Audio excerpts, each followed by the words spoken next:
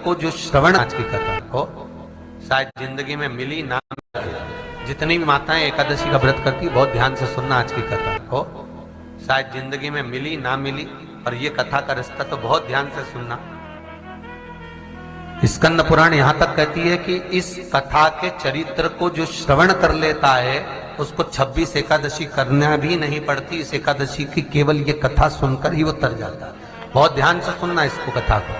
एकादशी के दिन जब आप जल शंकर को चढ़ाने तो रोज ही जाते हैं। जब एकादशी का दिन रहे और शंकर जी के मंदिर में आप जल समर्पित करें तो 3 बार मुख से स्वधा स्वधा स्वधा या स्वधा स्तोत्र का पाठ, जिसमें 12 श्लोक 2-4 हैं। पैसा तो आ रहा है पर घर में टिक नहीं रहा। डॉक्टर में, पुलिस में, एक्सीडेंट आदि में, कहीं गलत जगह पर, व्यसन में अगर पैसा जा रहा है, जुए में, मांसाहार, मदिरा पान, या कहीं आया पैसा आने में कमी नहीं, आ रहा है पर टिक नहीं रहा, रुक नहीं रहा।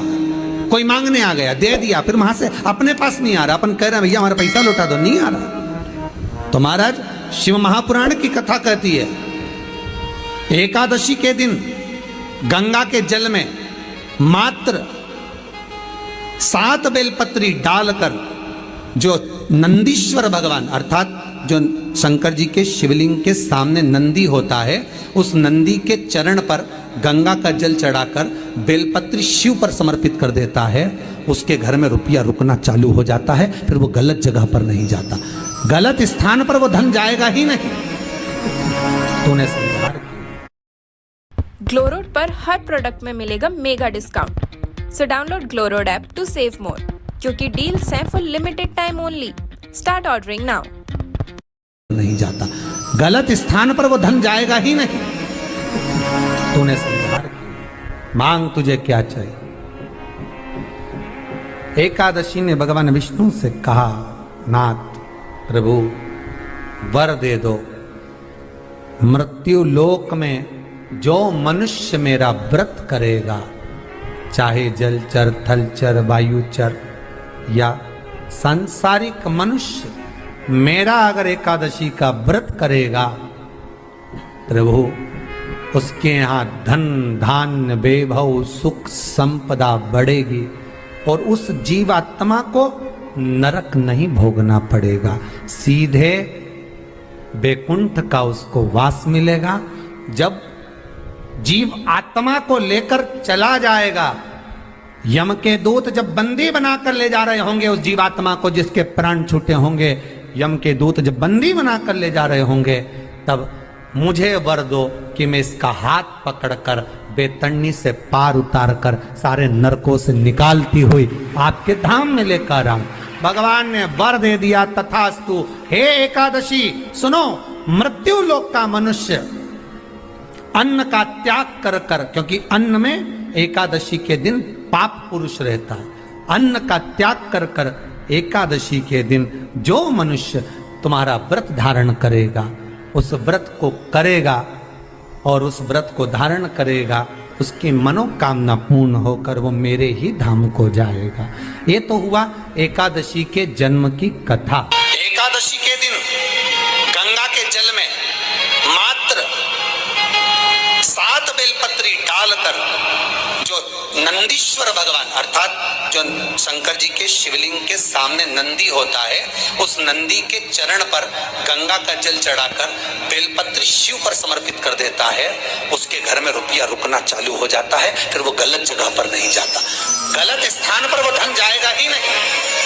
बेटा अगर व्यसन में पड़ा हुआ है, मदिरा पान में पड़ा हुआ है, मांसाहार में, जुए आदि में जा रहा है, तुम्हें लग रहा है कि मेरा बेटा गलत मार्ग पर जा रहा है, ये मित्र दोस्ती गलत हो रही है, वो सही जगह पर आ जाए। करना है एकादशी।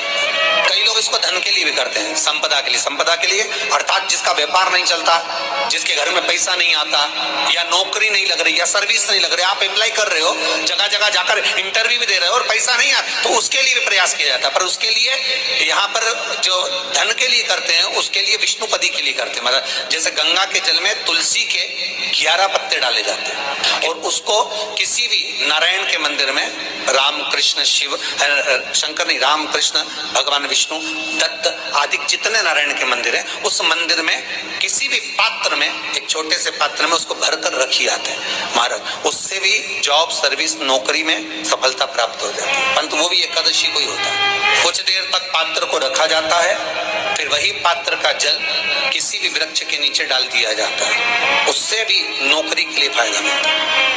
गंगा का जल कोई साधारण नहीं।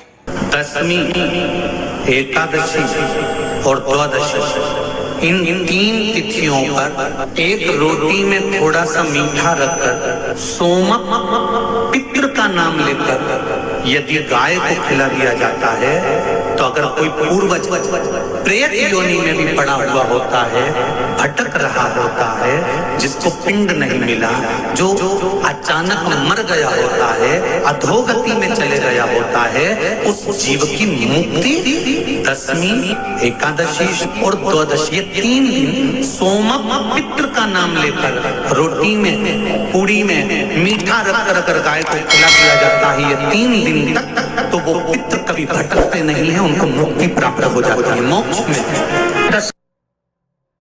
I have an excellent business idea for women in 2024. Start an online fashion business from home. It doesn't matter if you do not have fashion background or business experience. You can still set up an online clothing, jewelry, home decor or accessories brand and run it from the comfort of your home and earn lakhs in revenue. Sounds too good to be true, right? Well, it's not, and I have a perfect game plan for you. Hi, I'm Harvi Shah, a fashion business coach and founder of Bling Bag, an online jewelry store worth rupees 20 crores in revenue and more than 1 million followers on Instagram. In my upcoming masterclass, I'm going to teach you exactly how can you set up a profitable fashion brand from home in just 90 days. Right from picking up which products to sell to where to get these products from pricing strategy to customer attraction without spending big money. Everything that you need to know in order to set up a profitable fashion brand and build a solid foundation so that you can start earning in lakhs. More than 8,000 women have used this blueprint and started their online businesses, and they have started. नहीं, एकादशी है कौन, क्यों इसकी इतनी प्रधानता है, क्यों इसकी पुण्यता है, ऐसा क्या है एकादशी में जो इसकी पुण्यता मानी जाए? कौन है ये जो भगवान नारायण तक एकादशी का व्रत करते हैं?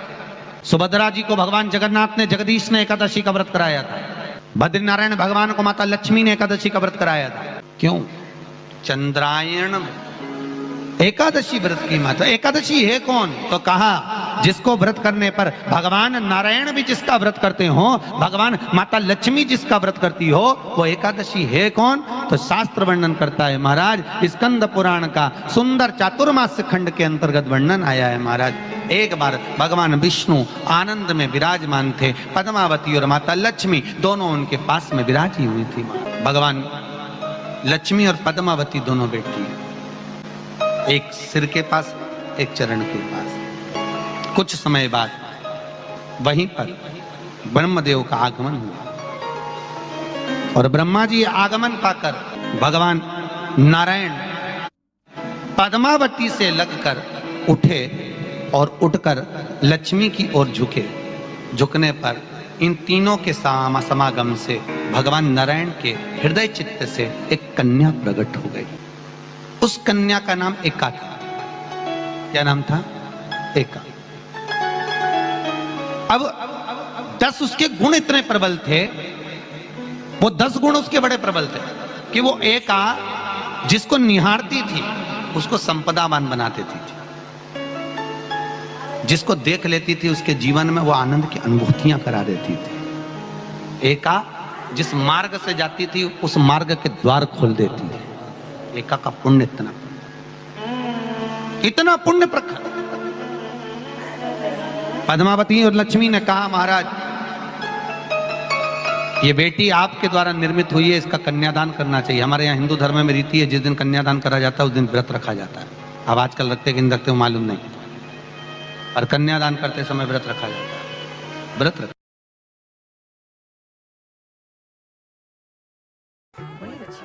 चाची जी, सगाई की मिठाई। हाँ बेटा।